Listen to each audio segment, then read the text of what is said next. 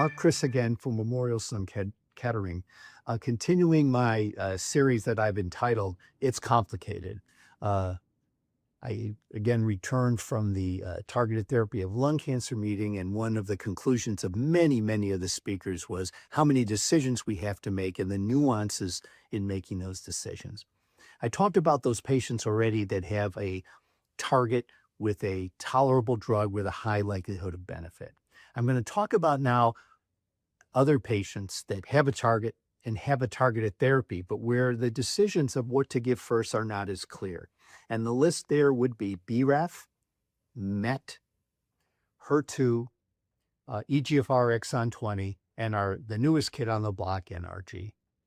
I think for all of these, the magnitude of benefit with a targeted therapy upfront is not as great as with some of the other ones, like I mentioned before, like ALK or EGFR. And when you look at the data about do you start with a targeted therapy or whether you start with a standard therapy and use the targeted therapy as a second-line therapy, that is scant. And there's very little information to lead folks. But a couple of thoughts, and I think some consensus. I think the first is for all KRAS G12C, where we have 2 available drugs right now, and for any other KRAS, whether we do not have an available drug, only investigational therapies, I think the standard of care up front should be chemotherapy with a checkpoint inhibitor, like we would treat anybody that did not have a driver. I think there was general consensus that that was true. But for all the others, it was a lot tougher. Let's start with NRG. Very little data there. Even with the agent we have available now, zanidatamab, the response rate is about a third of the patients. I think it makes sense to start with chemotherapy and a checkpoint inhibitor and save the Zeno or Zenu for the second line. What about BRAF? There was some data presented at that meeting about giving BRAF targeted drugs first or second line. A couple of thoughts about BRAF. Number one, it's a different population of patients. A huge proportion of them are not the never smoking folks that we saw that made up the large populations of people with ALK and EGFR. Many of them had been current and former smokers. The second thing is that the 2 drugs that are the standards of care are much more difficult than a single agent like a lorlatinib or like a crizotinib. The side effects are more pronounced. The other observation made when the data was looked at from a number of centers that pooled the data, that for those patients that had a history of smoking, they appeared to do better with the standard of care, chemotherapy plus a checkpoint inhibitor, reserving the BRAF targeted therapy as a second line.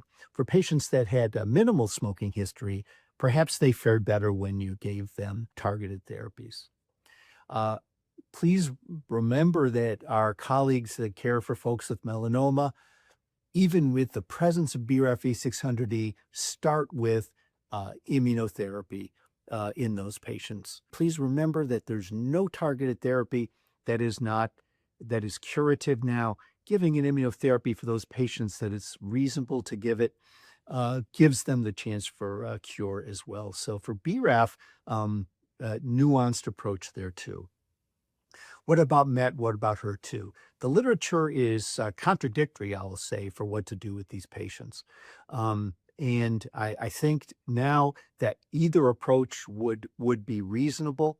I think personally for me, with MET, I would tend to favor chemotherapy and immunotherapeutic first because of the side effects of the targeted therapy. For HER2, I think trastuzumab deruxtecan is a generally very well-tolerated drug. And the interesting thing there is you are giving them both a chemo and a targeted therapy. So it sort of kind of hedges your bets a little bit. So I think my lean for HER2 would be to start out with trastuzumab deruxtecan, for MET to start out with combination of standard therapy. What about for EGFR exon 20? The available drug includes chemotherapy plus amivantamab. combination therapy already. We don't have a specific targeted therapy now, though several are in development. So for those, I think it would be reasonable to start out with amivantamab and chemotherapy, or chemotherapy plus a checkpoint inhibitor. So for the vast majority of targets and the vast majority of targeted therapies, initial therapy needs to be a very nuanced process, rather.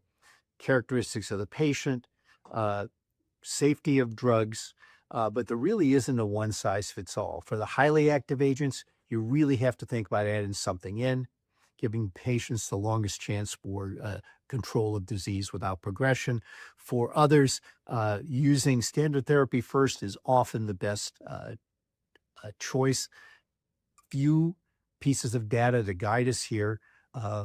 Again, our job is better, but it's harder.